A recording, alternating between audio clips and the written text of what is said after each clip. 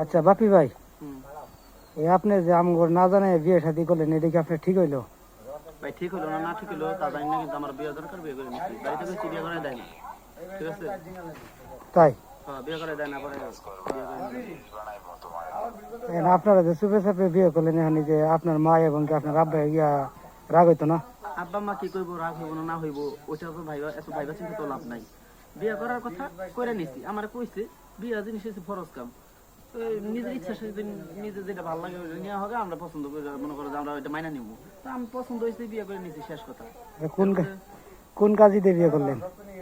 কাজী নাম কয়ে দিই, হ্যাঁ,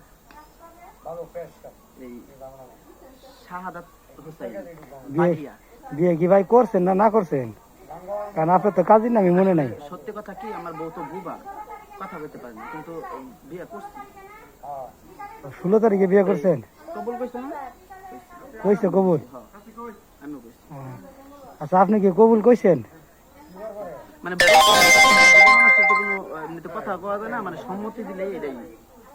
আপনার বউ দিলে বুবা? হ্যাঁ, আমার বউ বুবা, কথা বলতে পারে দেশের বাড়ি কোন জায়গায় হেঁটেও কইতারে না? না, কথা বলতে পারে। আচ্ছা ঠিক আছে, কিন্তু সমস্যা নাই, বুবা তাতে সমস্যা নাই, আমার বউ আমি নিয়ে থাকবো, আপনার সমস্যা কি? আচ্ছা ঠিক আছে, বিয়ে শাদী করছেন, সংসার করে খান। সংসার তো মানুষ করে খায়, সংসার কি মানুষকে কাটিয়ে খায়? সংসার কি করতে পারবেন তো আবার? তো সংসার তো মানুষ করে খায়, এটা কেমন ধরনের কথা?